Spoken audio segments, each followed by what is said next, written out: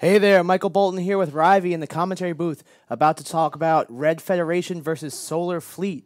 For the Red Federation team, we have 3 Tengus, a Nighthawk, 2 Ferox, a Drake, and a Tyrannus. And for the Solar Fleet team, we have 3 Sleipnirs, 3 Cyclones, a Scimitar, Thrasher, and Dramiel. So this is a fairly traditional Minotaur Rush team against a Caldari Kite team that's a little bit different than what we're used to. There's no logistics on the team. There's not a lot of tackle on the team, unfortunately. And those Feroxes are missile fit, or at least we believe they are, because they don't have any guns on them. You have no guns. Also, it looks like there appears to be an afterburner subsystem on those Tengus. So we'll have to see if this Red Fed team can escape the rush of the Solar Fleet. I would be very surprised if they can. Those, all those ships are likely to have extremely good tanks, but the damage, the output of the Solar Fleet team is just going to be so much higher. I'm really just, my heart is, I really hope there's like fits here that we can't see or something. My heart is just breaking right now. Solar Fleet, actually, MacTep not choosing to smash all that he sees and bring some horrendous battleship. This may actually be the smallest ship, a Sleipnir, that MacTep has ever flown in the Alliance tournament. It's usually in a Vindicator or a Balgorn or something ridiculous like that. No, I think they may have seen the error in their ways, perhaps choosing to smash with like smaller ships. And yeah, they've done a great job of not being predictable, because I don't think anyone really saw this coming. They have already gotten on top of one of the Feroxes from Red versus Blue, Red Federation, and that Ferox is dying very fast now. It's out of shields, through armor, and will pop any second now. Do we have any idea what that Ferox is actually fielding in the mids, if it's fielding anything different? It held up like it had a strong shield tank. And Feroxes do have a resistance bonus, so they do tank fairly well, but it really isn't going to be enough against all the damage these Sleipnirs are putting out. There is, however, MacTep's Sleipnir is taking quite a lot of damage, but I really don't think that it's going to be enough to finish off these ships before they lose all theirs. We've got another Ferox already tackled from the Red Federation. Perhaps they will lose morale once MacTep has fallen. The one nice thing, as compared to other Caldari Kite teams, this Red versus Blue team does do more damage than most. It's almost all damage ships, doesn't use the points on logistics, doesn't use the points on really much in the way of tackle. So it does focus on the damage, but even then it's barely enough to break through the Scimitar reps on MacTep Sleipnir, and meanwhile they're about to lose the second Ferox.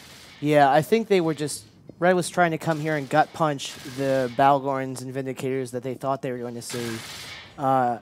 I really feel bad, like deep down in my soul. Red was the favorite for pretty much the underdog for all of the commentators. We are seeing now Red has maybe heard what I just said and switched to the Scimitar Solar Fleet. Even while MacTep was at very low shields, it looks like they may still be doing some damage to MacTep. Maybe that's just their drones. But they will be taking that Scimitar down soon, and that'll help their cause. They'll probably have to finish off MacTep soon. We're probably going to see Red Federation be able to get a decent number of points out of this fight, but it's not going to be enough. They need a win to be able to continue on. Yeah, that Scimitar is going down really fast. Oh, here we go. That's a pop. Perhaps they can finally get MacTep's Sleipnir. Yes, we're likely going to see MacTep's Sleipnir die now, but meanwhile, Joseph and his Drake has been caught, and he's dropping very quickly there. Yeah. He may actually go down even sooner than MacTep's Sleipnir will. The tackle on the field is just catching people, and it's really rough for the missiles to put some damage onto that Dramiel. The Thrasher is probably killable, though. Yes. The Thrasher and the Dramiel will probably die without too much trouble. One of the Dramiels, actually, Solar Fleet did have another Dramiel originally, but it disconnected and never came back, so that'll be free points to Red versus Blue as well. Meanwhile, that Drake has dropped. And MacTep's Sleipnir is down as well. Yeah, no. Maybe this will turn around. We're back. We're back. These Tengus, it's worth noting, are afterburner fit, but from the speed they're going, they are 10 MN afterburner fit. It is a solid setup, lets you fit a great tank and keep your signature radius low when you're up against missile teams. If they really wanted to do well against a high damage Minotaur team like this, though, they might want to try doing 100 MN afterburners. That would get them a lot faster. Or even just a ship with some webs on it. Yes, having the ship with some webs other than the Tyrannus that's going to die with no logistics would probably be useful. Yeah, I think maybe MacTep fed Red Federation this setup, because it appears to be all DPS and all tank, smash just whatever you see. Yes, we're now seeing one of the Tengus, the amazingly named MacGyver III for Red versus Blue, has now been tackled, and he's dropping fairly quickly. Those Tengus have a really solid tank, but he's still going down without too much trouble. I think that Tengu might actually win this based on the fact that his name ends in a third. Yes. I happen to know quite a bit about being the third in the line of very prestigious people myself, of course, third in the lineup. Very prestigious Michael Bolton. It is, though, very disappointing that a character named MacGyver is not flying a Mimitar ship. I really feel like MacGyver would be all over the duct tape ships. No, yeah. It looks like the Ilin in the Slipnir for Solar Fleet is taking a little bit of damage, but I do not think Red Fed has the DPS to put down much more than that. At this point, yep, they're probably going to take down Ilin, but I doubt, and they might be able to take down Margot in the Dramiel, but I doubt they're going to be able to take down much more before they go. Maybe a Cyclone. It'll be enough to get them some points, which earlier on would have been very helpful, but at this point, what they really needed was the win, and unfortunately, it doesn't look like they have much of a chance of that. Yeah. Well, it would have I'm to really just trying to reason in my head. The like level of awesomeness that this two Tengus and a Nighthawk would need to win this fight would be very high. There would be some very high levels of awesomeness. It would be possible. As the damage drops from both teams as they keep losing ships, we may see one of these Tengus or the Nighthawk be able to almost permatank with his passive shield tank. That would be pretty incredible. It's possible for us to see a hero Tengu. I wouldn't count on it, though. Yeah, no. Unfortunately, well, with names like Monty 007 and Maniac Miner, that is a great name. Obviously, perhaps reskilled his character after making that name. Yes. Well, maybe he'll be able to take advantage of some mining after his Tengu explodes here, because it's going down fairly quickly. Though at this point, actually, the Sleipnir for Big Man may go down even sooner. Yeah, if there's only Cyclones left on the field, that might with the tank of that Tengu and that Nighthawk, this might turn around. We are seeing, unfortunately, it is possible. If the final Nighthawk and Tengu for Red versus Blue manage to spread out enough, if they get to opposite ends of the arena, make those Cyclones burn all the way across, it's possible. We could actually see a hero win for them. It'll be very difficult, though, because with only 2 ships left, they're not going to be breaking through these Mimitar tanks very quickly. Yeah. I'm really just hoping, like... Yes, we can all keep hoping. I'm like calling upon the spirit of the viewers watching to empower the Red Federation team. Big Man is about to go down. He's in structure, and there he goes. There you go. Meanwhile, the Dramiel Margot Prime for Solar Fleet has gotten on top of Mardak in his Nighthawk, so he'll be tackled and won't be able to escape. And the damage is just about on top of Maniac Miner, it looks like. Yeah. For those of you who obviously can't see in the studio, Kill 2 has decided to be as irritating as possible and is hanging outside our window trying to, I guess, lick it. I'm not really sure what he's up to out there.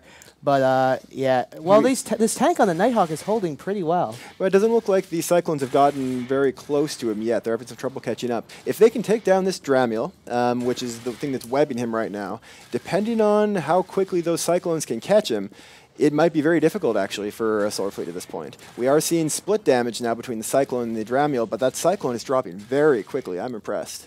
Yeah, no, this Dramiel, if it goes down, Red Federation will, in fact, be ahead on points. Yes. We may be in a situation where a hero Tengu could actually swing this fight, but we're going to have to see.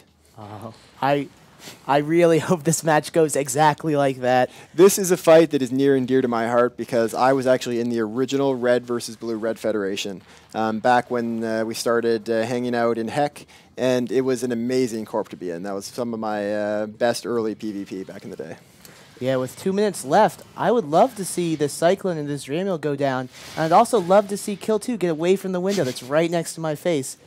If this Cyclone drops, and if the Nighthawk can actually survive long enough, that would give the win to Red versus Blue Red Federation, which would be pretty amazing. Now, we have to do some math to figure out if that would actually be enough to put them through in the group. No, if Red Federation wins, they will go through from this bracket with the 2 wins. Wins being, of course, more important than points in terms of advancing from the group stage. That would be amazing. I really had little hope for this Missile Ferox team, but it looks like it may have actually done the job. We're now at minute and 20 seconds left. That Cyclone is not dropping very fast, but neither is the Nighthawk. Yeah, no, I think it may be at the point, if we can zoom out a little bit in our client, I'm not sure if this, oh no, they're still trying to put some DPS. They're trying to put some DPS on Maniac Miner's Tengu at the moment. He's got a swarm of drones on him, he's got the Dramiel tackling him, and 2 of the Cyclones fairly close. One of the Cyclones, though, is extremely far away and only moving at 200 meters a second. I think he may have burned out his micro-warp drive, which may actually be swinging this fight right here, because he's nowhere near and not able to do any damage. Very unfortunate for him.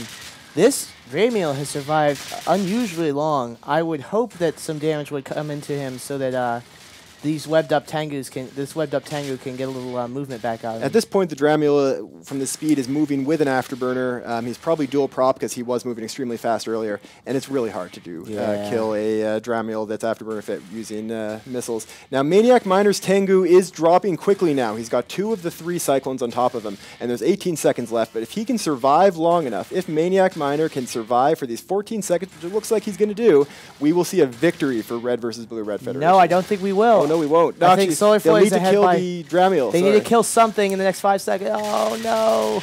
Oh, so close. Oh. And that's the match. Yes, sorry, my mistake. Solar Fleet by 2 points has eked out the win over Red versus Blue-Red Federation. And now we'll pass it back to CCP Foosball Shark in the studio.